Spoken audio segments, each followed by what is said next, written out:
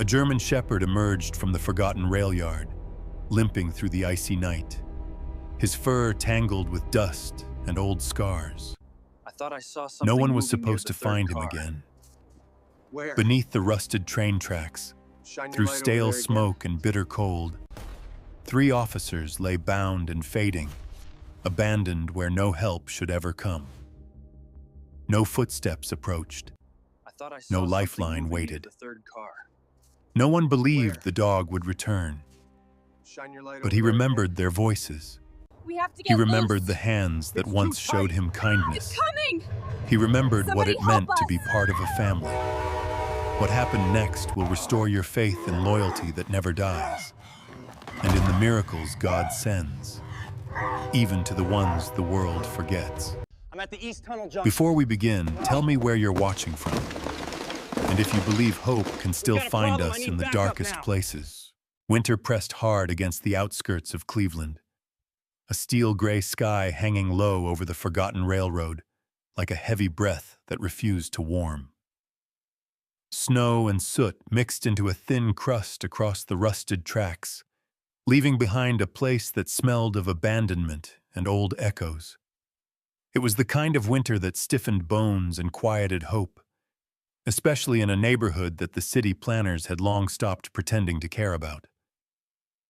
Officer Daniel Moore, age 40, tugged the collar of his thick navy blue patrol jacket higher against his cheeks, feeling the wind whip past the small flecks of snow gathering in his short black hair, now threaded with early gray. His face, worn with the kind of lines carved by disappointment more than age, was the face of a man who had seen too much violence and too little justice. He moved with deliberate calm, every step a silent vow not to let another tragedy happen on his watch. His hazel eyes scanned the derelict warehouses surrounding the abandoned station, calculating risks like a lifelong habit. It had been 12 years since a robbery gone wrong had taken his younger brother's life and extinguished something bright in Daniel's chest, a warmth he never fully got back. Now his heart beat to a rhythm of duty, slow and steady, a guard against emotional collapse. Behind him, the crunch of boots on half-frozen gravel broke the stillness. Officer Ethan Clark, 33, stepped into view with the kind of casual bravado that came from his former life as an army mechanic. Ethan was the opposite of Daniel in nearly every way. Tall, athletic, with dark brown skin and an easy grin framed by a short, trimmed beard. His humor was both a coping mechanism and a shield. He cracked jokes even when fear knifed in his chest, something he learned overseas when a laugh could keep the darkness from swallowing a squad whole. His eyes, expressive and always darting, never missed a detail, especially when danger lurked behind something that looked harmless. Tonight, though, his jokes were sparse. The silence of these tracks felt like a countdown. Trailing slightly behind was Officer Olivia Hayes, 29, the youngest of the trio, but perhaps the fiercest when it came to protecting others. With shoulder-length brunette hair tucked into a black beanie and a posture that stood tall despite the cold, Olivia looked like someone sculpted from determination itself. Her green eyes carried a depth that usually belonged to older souls. She had grown up not far from this very place, in a neighborhood where sirens were lullabies and survival was a childhood sport. She joined the force to change the fate of girls who looked like her younger self, scared, overlooked, underestimated. Olivia's presence softened Daniel's quiet severity and grounded Ethan's wild optimism. Together, they worked like gears in a dependable mechanism. The 3 officers had been sent to inspect a report of illegal activity around the old supply depot beside the tracks. Most complaints out here were false alarms, homeless wanderers, kids daring each other to explore ghostly train cars, or shadows mistaken as threats. Still, something about this call unsettled Daniel. It felt too convenient, too quiet, too orchestrated. His fingers brushed the handle of his flashlight, thumb hovering over the switch. "You know," Ethan said finally, exhaling a breath that fogged in the freezing air, "this is the part in horror movies where the one with the beard gets taken first." He offered a half-smile like he was trying to make the atmosphere a little less suffocating. Daniel didn't look back. "Good thing you trimmed it," he muttered. His voice was dry, but the faintest spark of humor peeked through. Olivia smirked, but didn't comment. She was too busy studying a set of tire tracks imprinted into slush. Fresh, not older than a few hours. Her stomach tightened. Whoever came here hadn't just driven by. They had stopped. They had unloaded something heavy.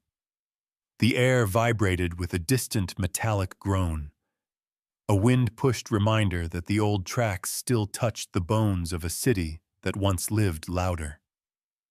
In the silence that followed, Daniel's pulse ticked faster. He crouched, placing a gloved hand against the track. It was cold, lifeless. Even abandoned railroads sometimes carried the ghost of movement, but this one had been dead a long time. "This doesn't feel right," Olivia whispered, stepping closer to the officers. Her breath shivered in the air. "Since when has anything about police work felt right?" Ethan replied. But even his humor wavered. Daniel lifted his head sharply at the sudden flutter of wings. A flock of pigeons burst from the roof of the warehouse ahead, scattering into the night like a startled warning. The three officers exchanged glances, the kind of look that said, "We're not alone." Daniel signaled with his hand, silent but firm. Formation. Flashlight beams cut through the dark, brushing over peeling paint, broken crates, and graffiti that screamed forgotten names. A loose door clattered lightly in the wind, its hinges creaking with every gust. A taunt. A dare. Ethan nudged the door with his boot. It didn't budge. Metal had warped from years of rust and cold. He leaned in harder. And then something clanged behind them. Quick. Sharp. Daniel spun. Olivia reached for her weapon. Ethan stepped protectively ahead of both, but the tracks behind them were still and empty. No intruders. No movement. Only cold, heavy silence. A thought slithered through Daniel's mind. Someone wants us nervous before they strike. He forced a slow inhale, jaw clenched tight.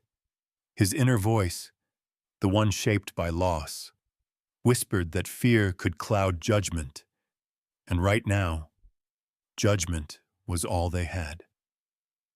"Eyes up," he ordered, voice low but unshaking. "We move as one." And with that, the three officers stepped deeper into the shadowy maze of abandoned rail lines and crumbling warehouses, unaware that the cold steel beneath their feet would soon become the stage of a betrayal designed to break them. A metallic scrape echoed from the shadows, harsh enough to make instinct roar louder than logic. Officer Daniel Moore raised a hand, signaling Ethan and Olivia to freeze. Their flashlights carved trembling beams through the dark, brushing over cracked concrete and frozen puddles. The abandoned rail yard seemed to lean in around them, as if the buildings themselves were watching. Daniel's pulse beat with quiet dread, not panic. Dread came from experience, from knowing a nightmare had shape and strategy. Without warning, floodlights burst alive high above the yard, white and merciless. Snowflakes glittered in the sudden glare. Ethan threw an arm in front of his eyes, and Olivia ducked behind a dented crate. Daniel pivoted, scanning for threats, but all he saw were crates and shadows stretching long and eerie beneath the light. Then figures stepped into view. 4 men in heavy winter jackets and black tactical masks emerged from behind stacked shipping pallets. They moved like wolves, silent, coordinated, comfortable with violence. One of them, taller than the rest, ripped off his mask as he approached, as though he wanted his satisfaction captured on the night's cold air. He was shockingly clean-cut compared to the decay around them. Blonde hair neatly parted, face square and sharp, eyes ice blue with a dangerous glint.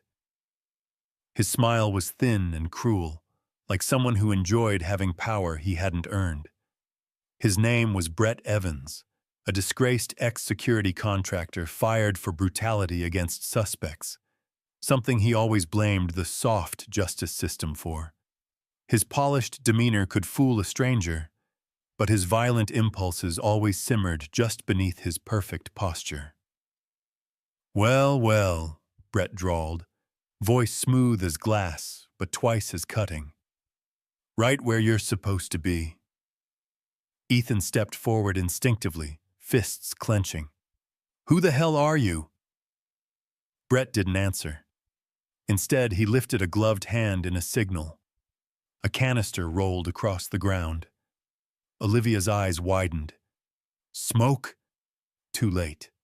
The canister erupted, vomiting dark, choking fumes into the air. Daniel's throat seized as the smoke invaded his lungs.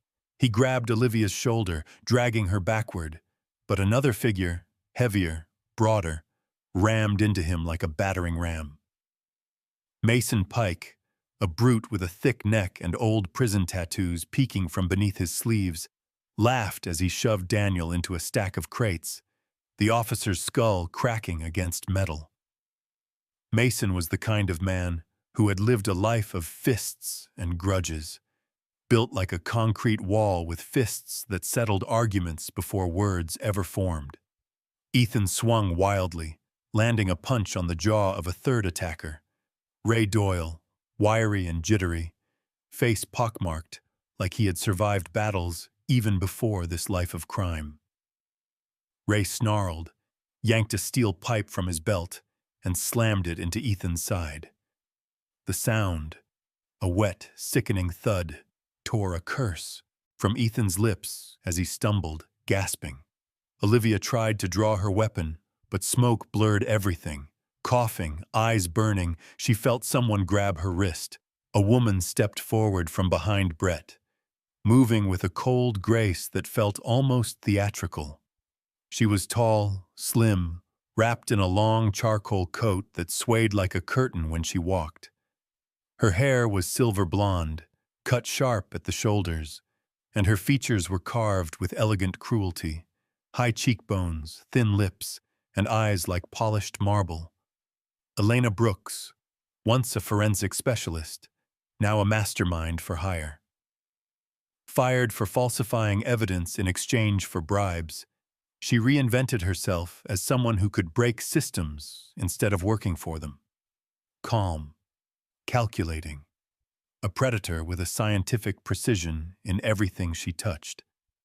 She twisted Olivia's arm behind her back effortlessly. "Sweetheart," Elena murmured, voice smooth but dead inside. "This is bigger than you think. It's not personal." "It feels personal," Olivia choked out, before a knee slammed into her ribs, forcing the air from her lungs. Daniel, disoriented, forced his legs beneath him, his vision spinning, mind fighting to stay conscious. He reached for Ethan, but 2 sets of hands seized him. Mason's laugh vibrated in Daniel's skull as a boot crashed into his stomach. Daniel groaned, the pain flaring through his ribs. He tasted copper, blood.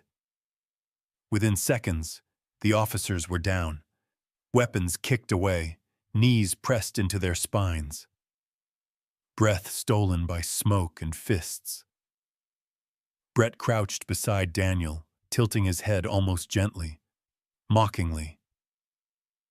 "You 3 just kept digging," he whispered. This rail yard isn't just empty ground. It's a gateway. And you walked right into it. Ethan tried to rise. Mason smashed a punch across his cheek, sending him collapsing again. Elena leaned down, examining Olivia as if studying a specimen. Do you know what happens when no trains run here anymore? She asked. No one checks, no one comes, no one cares. Daniel's voice rasped through clenched teeth. Why? What do you want? Brett's smile widened. Not want. Already have. And you're going to disappear so thoroughly that even your precinct will assume you ran. He stood and nodded. Rope. Cold. Rough. Hands yanked behind backs. Wrists bound. Kicked onto the frozen tracks where rust clung like old scars. The metal burned through their clothes with winter's merciless bite. Smoke still swirled, thinning beneath the harsh floodlights. The gang stepped back, admiring their work like artists sure of applause. Brett gave a casual two-finger salute. Enjoy the cold. It'll be your last experience of the world. Elena added softly, Don't worry. It'll be over before you hear the next train. The irony, the tracks long abandoned, stung Daniel more than the injuries. Boots crunched over snow. Figures faded into the dark. The three officers lay, tied on cold steel, battered and burning inside their own lungs, breath shallow in the winter air. Daniel's thoughts flickered to his brother, to promises, to duty. His final coherent thought before darkness swelled. We can't die here. Not like this. Darkness pressed down like a weight too heavy to fight. The winter night stripped away sound until all that remained was the harsh rhythm of breathing, struggling against fractured ribs, frozen metal, and fear that crept beneath skin like ice worms. Officer Daniel Moore felt the cold tracks beneath his cheek, burning with a cold that stung almost like heat. His wrists throbbed against the ropes, and every inhalation clawed fire into his lungs, remnants of the smoke they had been forced to breathe. His thoughts came slow, like they were dragging chains, but one thought stayed sharp enough to hurt. We are dying. Next to him, Officer Ethan Clark tried to lift his head, but it felt like his skull had turned to lead. He pressed his face against the tracks, teeth clacking uncontrollably. Blood from his split lip froze along his jawline like cruel decoration. He tried to crack a joke, his oldest coping skill, but his voice collapsed into a failed whisper. The man who once laughed through explosions in foreign deserts now lay shaking on a dead railway, wondering if humor had finally stopped being enough to trick fate. Olivia Hayes was quieter. She had always been the one who responded to pain with silence, as if she refused to give the world the satisfaction of hearing her hurt. But her mind raced. She could feel terror pulsing beneath her skin, trying to escape. Stay awake, she begged herself. You can't let them. The thought broke when her stomach cramped from a kick earlier. When Ethan shifted, she whispered through chattering teeth. We're not done yet. She didn't know if it was hope or denial that forced the words out. The wind whistled through the abandoned rail yard, dragging tiny ghosts of snow across the tracks. Far off, a half-collapsed train car groaned under the pressure of ice. The world seemed content to watch them freeze. Then, a soft crunch on snow. Too light to be a man's step, too measured to be the wind. Olivia's eyes flickered open wider, fighting the haze in her head. Did you hear that? Daniel inhaled sharply, focusing. Another crunch, closer this time. A presence moved, low to the ground. Ethan tensed, expecting another attacker, but the shadow emerging from behind a rusted signal post was smaller. Four-legged. A German shepherd, large-framed but worn by years, stepped into the reach of the rail yard's dying light. His fur, once deep black and tan, had faded to a rough salt and pepper sheen, patches thinned from old scars. His tail was low, cautious but not fearful. One ear was torn halfway down as though life had taken a piece of him long ago. He walked with a slight limp in his back leg, each step a reminder of battles survived. This was Harley, roughly 10 years old, formerly K-9 unit for a nearby precinct before disappearing after a failed raid 3 winters ago. Harley had once been known for fearless obedience and unwavering loyalty. After his last handler died in his arms, a young officer named Miles, who bled out beneath a collapsed stairwell, Harley vanished into the city's forgotten edges. People said the dog had lost trust in humans. Others said he was just trying to find a place that didn't hurt. Ethan blinked slowly, a mix of disbelief and delirium. "Are we seeing a ghost dog?" he muttered, voice jagged. Daniel's heart lurched. He knew that stance, that alertness, even in exhaustion. Something in the dog's posture whispered, "I remember duty. I remember you." Harley approached without hesitation, nose brushing Daniel's arm, breath warm against freezing skin. His eyes, deep brown with flecks of gold, held intelligence dulled by sorrow, but sharpened by purpose. Daniel rasped, "Good boy. No, no, great boy. Please, help." Harley sniffed the rope around Daniel's wrists, then moved behind him. Daniel barely registered what happened next.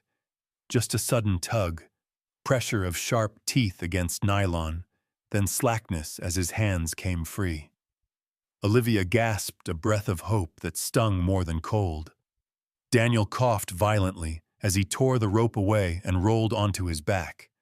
Harley was already at Ethan, working the bindings with fierce, calculated bites, careful enough not to injure. Ethan's arms dropped, dead weight revived with pins and needles of circulation returning. Olivia's turn came last. She felt a tear slip down her cheek as Harley nuzzled her wrist once, gentle acknowledgement, before cutting her free. They weren't alone anymore. But freedom of movement didn't erase the brutal truth. Their bodies were battered, strength fading, and the night was merciless. If they didn't find shelter soon, the cold would finish what the criminals started. Daniel rubbed at his burning wrists. He looked into Harley's eyes and felt a spark like an old engine coughing alive. "You came back," he whispered, not knowing exactly what Harley had come back from, only that he had. Olivia pushed herself upright, trembling fiercely. We need warmth. A door. Any building." Ethan groaned as he forced himself to his knees. "And back up. And a miracle. Preferably both." Harley turned sharply, ears pricked, nose testing the air. Then he padded forward a few steps and looked back, barking once, a clear directive. "Follow him," Daniel ordered, because hope, even limping and graying, had given them a direction. Harley led them away from the tracks, through jagged skeletons of old freight crates and past piles of scrap that loomed like gravestones in the dark. Every step was agony, but it was a step toward life. Then Harley stopped abruptly near the edge of the yard. Beneath a collapsed platform, a narrow crawl space opened into deeper dark, a forgotten maintenance tunnel, hidden from view unless one knew where to look. A sanctuary, or a trap. Daniel hesitated only a heartbeat before nodding. "We go." They disappeared into darkness, led by a dog, who remembered loyalty better than most humans. Somewhere behind them, a distant click traveled through the night, like a pressure plate or trip device releasing, but the wind swallowed the sound before any officer could fully hear it. They were alive. For now. The crawl space swallowed them into a darkness so dense it felt like stepping inside a sealed memory. Snow muffled the world behind them as the opening shrank into a narrow slit of pale moonlight. The air in the old maintenance tunnel was cold but still warmer than the open tracks.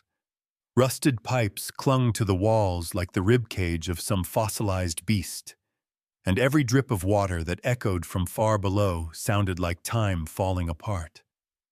Daniel Moore winced as sensation crept back into his fingers.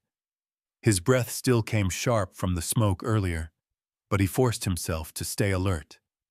He took point just behind Harley, placing one hand lightly on the dog's back to follow the direction of his sure steps.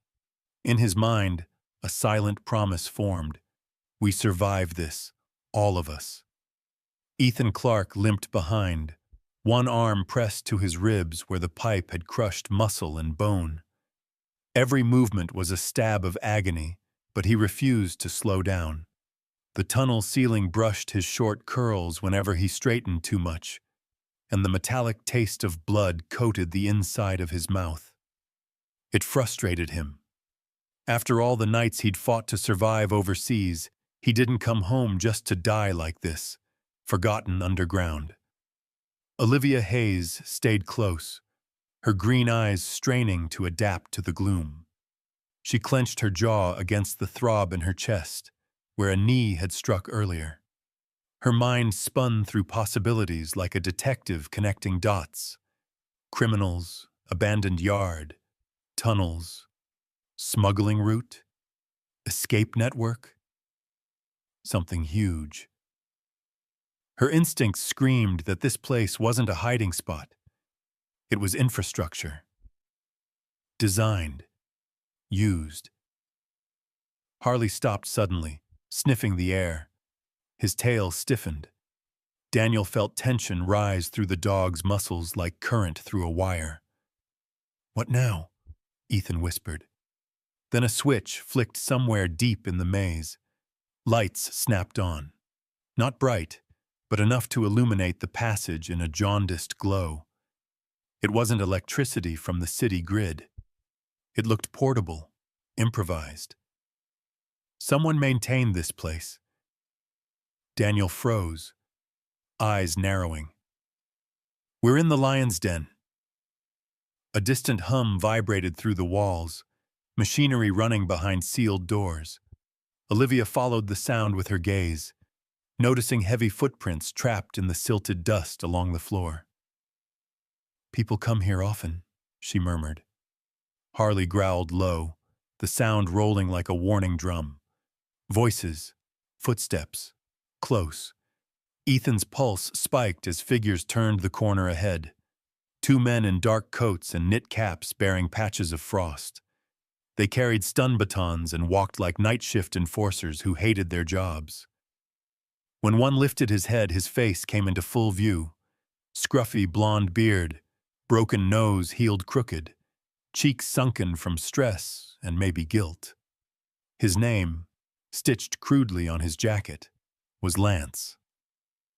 The second was bulkier, shoulders like stacked bricks, shaved head glinting under the dim bulbs. His watery blue eyes were dull, as if life had emptied them long ago. He was Derek, a quiet follower, someone who might have been good once but didn't know how to climb back up after falling. Lance's gaze tightened. "We've got company," he spat, voice roughened from years of cheap cigarettes and worse decisions. Before they could fully react, Harley lunged with a speed that defied his age. His paws slammed into Lance's chest, knocking him hard into the wall. The baton clattered and bounced into shadows. Lance cursed, wrestling the dog, but Harley's teeth were locked into his sleeve, not flesh yet, a controlled takedown. Derek rushed forward, baton raised. Ethan stepped into his path, ignoring the pain that threatened to buckle his knees. He swung low, shoulder-checking Derek into a pipe. Metal shrieked, and the man's weapon skittered away. Derek flailed, startled and winded, clearly not trained for a fight against men who refused to die quietly. Daniel surged in next, tackling Derek to the ground and pinning him with a forearm across the collarbone. His breath shook with adrenaline and the lingering sting of smoke burns. Olivia had pressed Lance face first into the tunnel wall, hands locked around his wrist before he even registered the move. "Quiet," she warned through clenched teeth. "Sneeze wrong and I'll break your hand." Lance grunted. He wasn't afraid of pain, but he was afraid of her focus. Daniel, breathing rough, asked in a growl that betrayed desperation beneath command, "Are we alone down here?" Lance spat blood onto the floor. "Do we look like the brains of the operation?" Olivia pressed harder. "Answer." His lips curled. "There's more ahead. They'll hear us by now." Ethan rolled his eyes. "Fantastic. Love a welcoming party." Daniel scanned the tunnel. "We need leverage. Something to use when backup arrives." Lance barked a laugh. "Backup? This place is invisible." Then his voice darkened. "People disappear here." Olivia leaned close, eyes sharp enough to cut steel. "Not tonight." Harley released Lance and repositioned himself between the officers and the deeper shafts of the tunnel, ears forward. He limped slightly, old injuries flaring, but stood like a soldier who refused to retire. Daniel felt a surge of respect like pride blooming in frozen soil. They gathered the batons and bound the two guards quickly with their own belts and zip ties scavenged from Lance's pocket.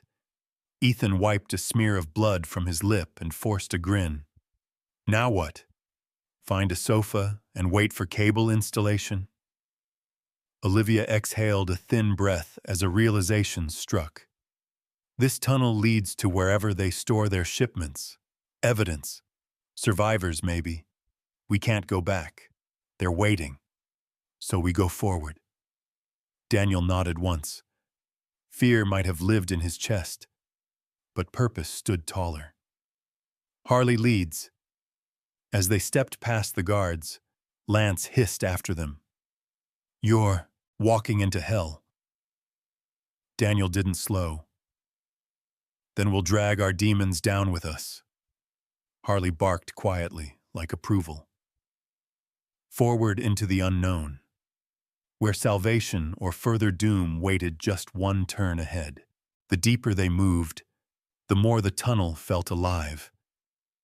Machinery hummed like a buried beast, breathing through the rusted pipes threaded across the ceiling. The three officers moved slowly, guided by Harley's steady, limping lead. Daniel Moore tried to shake the cold, numbing his thoughts, his bruised ribs tightening with each step. The fight in the tunnel had drained him, but the fight ahead promised worse. Ethan Clark stumbled once, catching himself against the wall. He wiped sweat from his brow and forced a grin he didn't feel. "Next time someone calls about suspicious activity," he muttered, "we ignore it and go get donuts." Daniel managed a weak smirk, appreciating Ethan's attempts to pierce the dread. Olivia Hayes was all focus, jaw clenched, senses fiercely alert. Every flicker of light overhead, every echo of dripping water sharpened her resolve. She had lived her whole life fighting the belief that some neighborhoods weren't worth saving. Tonight, she would not let this part of Cleveland become a graveyard, for anyone. Harley halted suddenly at a crossway, nostrils flaring as he sniffed the cold air. His ears turned to the left path. Daniel crouched beside him, resting a scarred hand on Harley's neck. The dog's heartbeat pulsed strong beneath his palm. "You know where we need to go," Daniel whispered. Harley moved forward. The corridor opened into a massive chamber beneath the city, an underground warehouse carved from concrete and forgotten budgets. Tall metal shelving filled the space, stacked with crates stamped only with black serial codes. A small forklift rested nearby like a sleeping animal. Thick power cables snaked into the darkness, feeding large industrial heaters bolted to the floor, explaining how anyone could survive down here for long periods. Radio static drifted from a folding table set up like a temporary command post. It was cluttered with maps of shipping routes, schedules scribbled in red marker, and photographs of empty train stations across Ohio. Olivia's heart clenched as she studied them from afar. This wasn't petty crime. This was an operation with infrastructure. Trafficking, smuggling, exploitation. Human lives turned into cargo. A man stepped into view from behind a crate, wiping grease from his hands with a rag. He was tall and wiry, maybe early 40s, wearing a faded denim jacket over a thermal shirt. His hair was sandy brown, messy like he'd been running hands through it for hours. His face bore rough stubble and tired lines, but his eyes, stormy blue, flashed with defiance, not cruelty. He froze when he saw the officers, panic flaring. He raised his arms quickly. "Don't shoot! I'm not with them!" His voice cracked as he backed away, palms open. "My name is Caleb Rogers." Daniel raised his hand slightly in a calming gesture, though pain made it slow. Caleb swallowed, eyes darting to Harley. "You've got a police dog. You're cops." He let out a choked laugh, one born more from fear than humor. "Thank God." Ethan narrowed his gaze. "If you're not with them, what are you doing down here?" Caleb licked his dry lips. "Working. Fixing their generators. I'm an electrician, or I was, before I screwed up." Shame flickered across his features. "I got mixed up with the wrong people after my brother's medical bills buried us alive. They promised quick money. I didn't know what this was at first. Now, if I tried to leave," his voice faltered, "people disappear." Olivia stepped forward, her tone still firm. "How many are down here?" Caleb hesitated, then spoke through clenched teeth. 4 tonight. Maybe 5 if the boss is checking inventory. They're waiting for a shipment, people, in a few hours. Daniel's jaw locked. This night had to end differently than the one their enemies planned. Caleb moved slowly toward the table. "There's a radio here. I can call for help if the signal holds down here." Ethan checked the shadows warily. "We need to hurry. They'll come looking for the guards we tied up." Harley's ears pricked, and he stepped forward, nose tilted toward the far end of the chamber. Olivia followed his line of sight, a heavy steel gate with a keypad lock. From behind it, faint thuds and muffled voices rose, a barely contained panic. "There are people trapped in there," she said, voice trembling now, with fury rather than fear. Caleb nodded. "Workers, recruits, prisoners, whatever they need them to be." His expression twisted. "It's a cycle. They break you, then they own you." Daniel's pulse surged, adrenaline purging the cold from his veins. "Then let's break the cycle." He moved to the keypad, fingers numb but determined. "Caleb, code?" Caleb rushed forward, wiping his hands on his jeans before punching in numbers. "I memorized it weeks ago. Figured someday I'd need to open this from the outside." The lock clicked open and the gate rolled upward with a tortured shriek. Inside, a cluster of terrified figures huddled. 5 people, men and women in dirt-streaked clothes, their eyes wide. A woman in her 30s stepped forward first. She was tall and slender, with curly black hair pulled tight and dark skin that looked chalky under the tunnel lights. Her name, she whispered shakily, was Angela Reed. A nurse who had tried to help someone escape this ring and ended up a victim instead. Her gaze hardened when she noticed Harley. I knew someone would come. Olivia squeezed her shoulder gently. You're safe now. Footsteps, heavy, closing fast. Daniel turned sharply, just as a shout echoed through the chamber. There they are! Brett's voice. The nightmare wasn't done. Ethan clenched his jaw. Guess donuts aren't happening after all. Daniel looked at Harley, whose teeth were already bared in a snarl of loyalty and defiance. It's time to fight, Daniel said, breath steady despite everything. And this time, we don't run. The shadows thickened. The trap had been exposed, and a war in the dark had just begun. The warehouse lights flickered as if the darkness was fighting back, wanting to reclaim its territory. Brett Evans's voice cut through the underground chamber like a serrated blade, echoing off concrete, accompanied by the rapid approach of boots scraping against metal walkways.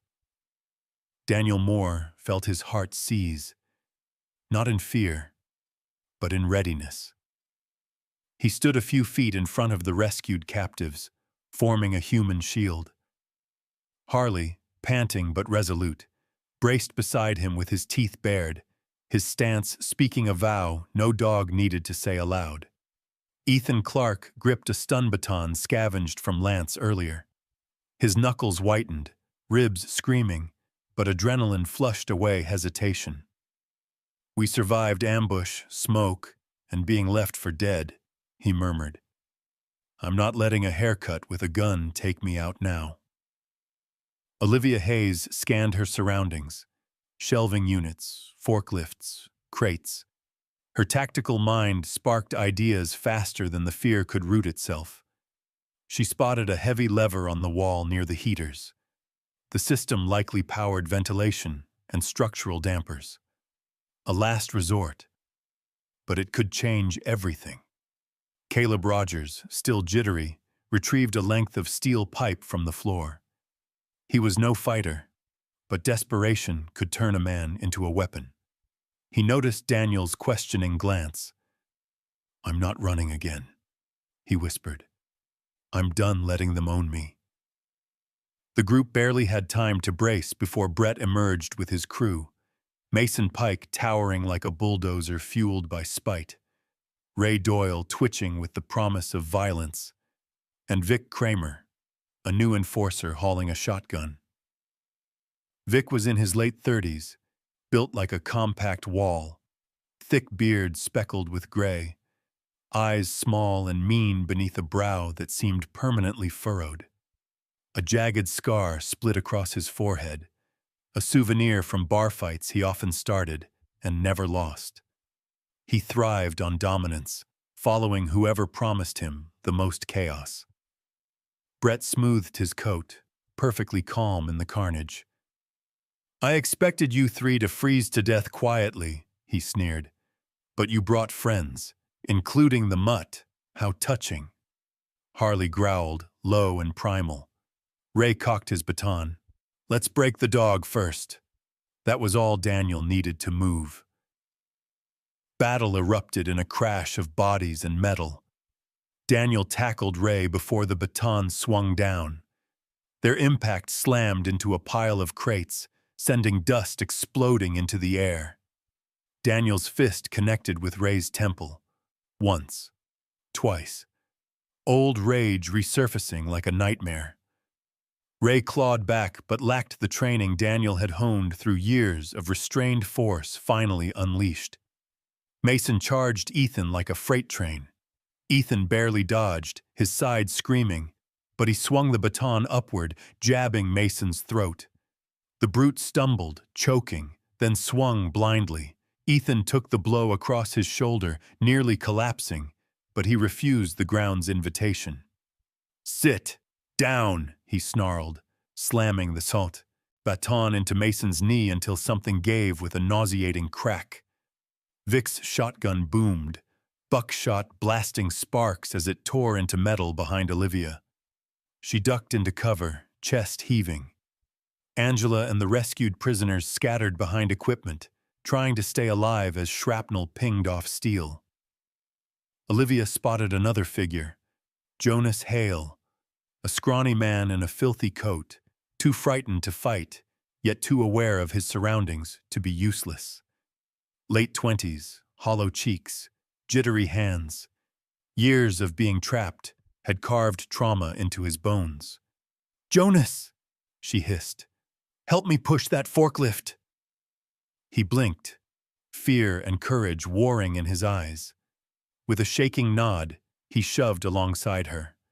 The forklift screeched forward, closing the gap between them and Vic's firing angle. Brett approached Olivia, raising a knife he had concealed.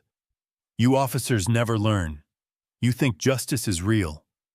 She blocked his first slash with her forearm, teeth gritting as blade met flesh, but she twisted, grip locking around his wrist. "I think hope is real," she spat, shoving him back with a surge of strength she didn't know she had left. Pain radiated from her arm, but her spirit flared brighter. Harley leaped, explosion of fur and fury, slamming Vic's weapon aside. The shotgun skidded away, clattering beneath shelves. Vic roared, trying to wrench Harley off, but the dog's jaws clamped onto his sleeve, teeth inches from flesh, anchoring him in place. Years of suppressed instinct roared awake in Harley's chest. "No one harms my team." Daniel saw Brett's attention shift. He lunged, intercepting him before the knife could rise again. Brett snarled, his polished mask cracking into something animalistic. "You don't belong in my world!" Daniel shoved him back with every ounce of defiance left inside. "This world is mine to protect." Nearby, Ethan kicked Mason onto his stomach and zip-tied his wrists with a growl of victory. "One trash bag taken out," he panted. Meanwhile, Olivia executed her plan. She grabbed the lever, her hand slick with her own blood, and yanked. A siren shrieked overhead. Fans roared to life. Steam burst from vents. Heat plummeted toward freezing as ventilation sucked warmth away from the chamber. The criminal's advantage gone. Lights flickered, then cut out. The underground pulsed with emergency red strobes, turning the space into a hellish haze of silhouettes and survival. Disoriented, Brett stumbled. Daniel slammed him into the concrete floor. Vic, losing his balance, crashed backward. Harley, despite the pain shooting up his injured leg, stood over him like a guardian forged in winter. Sirens, real ones, blasting through the maintenance shafts. Caleb, trembling yet triumphant, clutched the radio mic he'd managed to switch on amid the chaos. His voice shook as he transmitted the call that saved them. "This is Caleb Rogers. Officers down. Human trafficking tunnel beneath East Rail Yard. Send everyone!" Brett thrashed, hatred carving lines into his face. "You think this changes anything? We are everywhere!" Daniel tightened the zip tie across Brett's wrists. "Not tonight. Not here. Not while hope still had 4 paws and a heartbeat." Harley barked, a sharp, victorious command. The fight was not over, but they had won this night. The echo of sirens surged through the underground tunnels like a promise finally kept. Red strobes painted the walls, but behind them, a brighter light waited above. A light that didn't flicker or tremble or threaten to vanish.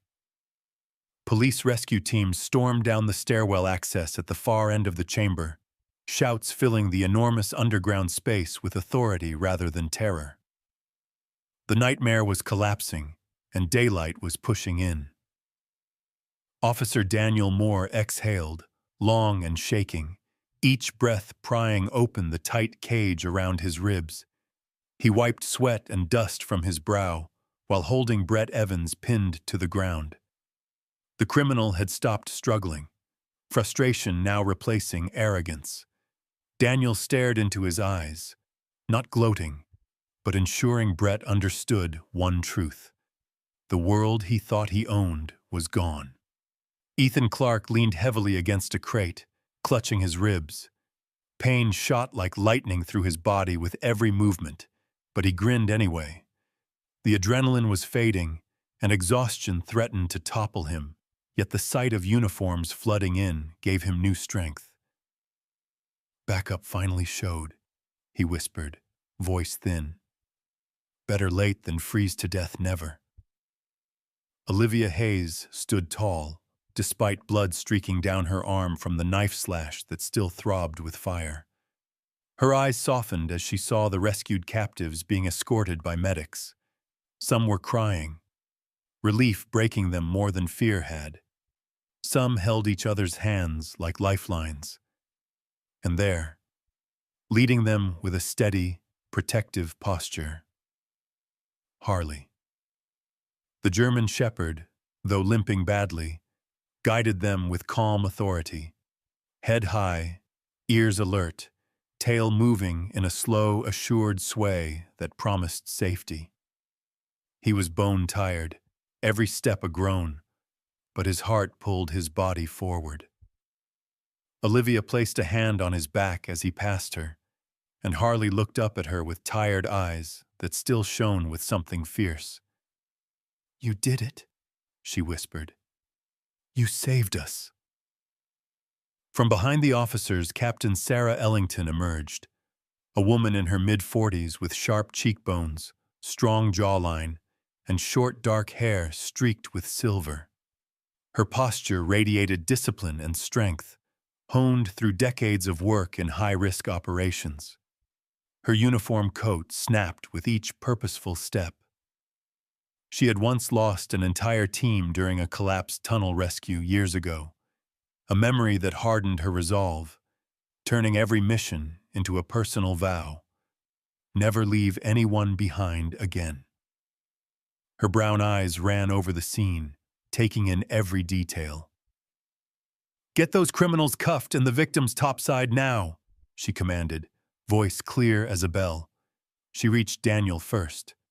"Sergeant, are you stable?" Daniel nodded, battered but breathing. He glanced at Harley's form weaving around medics. Thanks to him. Sarah followed his gaze and something softened in her face. "A K-9 brought you home. Looks like he never forgot the job," Shihua crouched beside Harley, who halted and stared back into her eyes with a tired patience, like he knew she was someone who earned respect. She brushed a hand along his thick fur, feeling hidden scars beneath. "Who's this warrior?" Daniel stepped closer. "Harley, former K-9, presumed lost." Sarah nodded once, decisive. "Not lost. Found." Ethan chuckled, leaning harder on the crate to keep upright. "I vote we promote him. Chief of not dying on our watch." Olivia rolled her eyes but smiled warmly. He deserves more than a title. As medics treated them, Caleb Rogers approached timidly.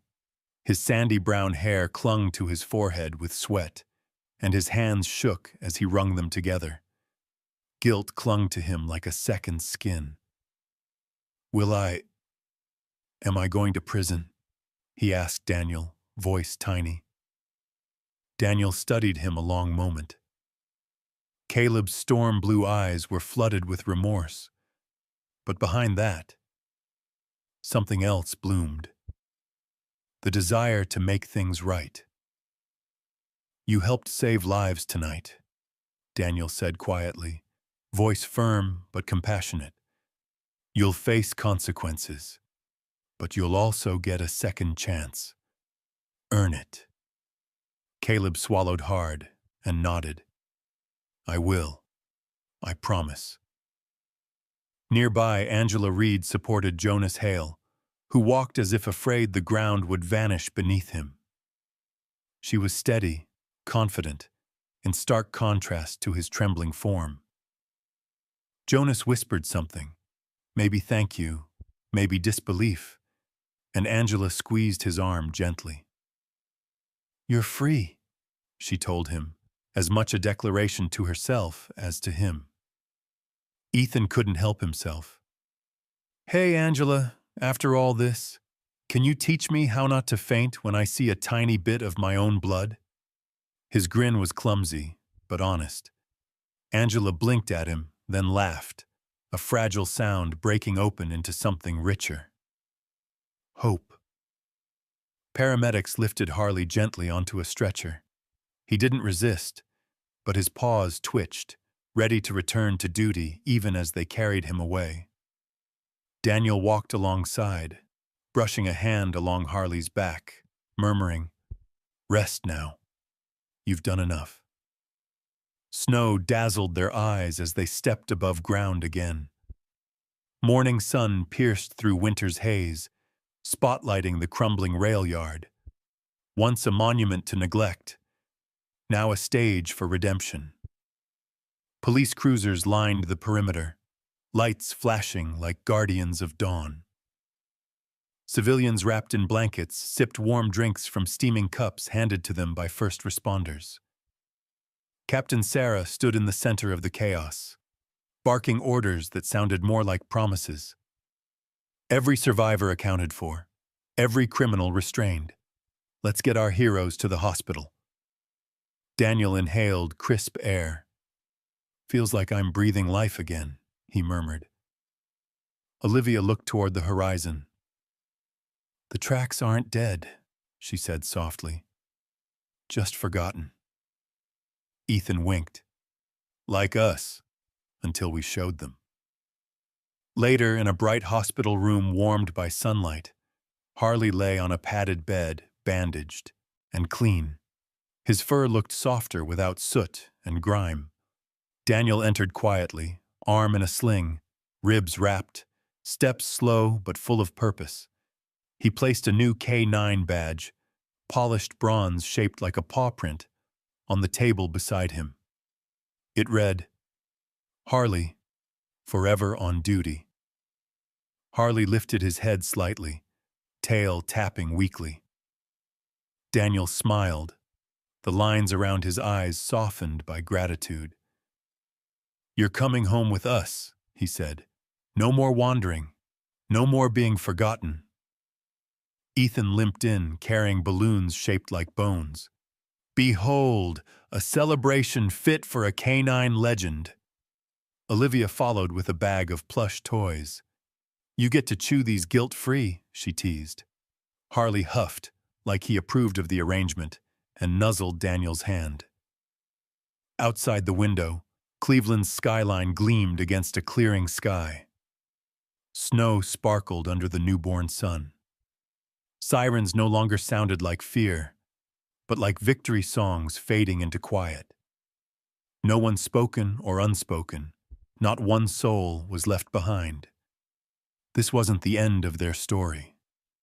It was the beginning of a life reclaimed in loyalty, hope, and second chances. And the dog who brought them back from the edge of death finally rested in the warmth of the family he had saved. Sometimes, miracles don't arrive with thunder or wings of gold.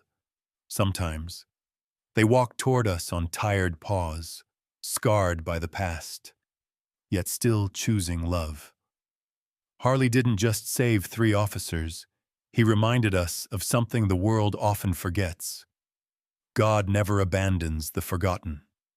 No matter how cold the night, no matter how deep the darkness, he sends hope in the most unexpected forms. A dog who refuses to let you die alone. A stranger who steps forward when fear says, hide.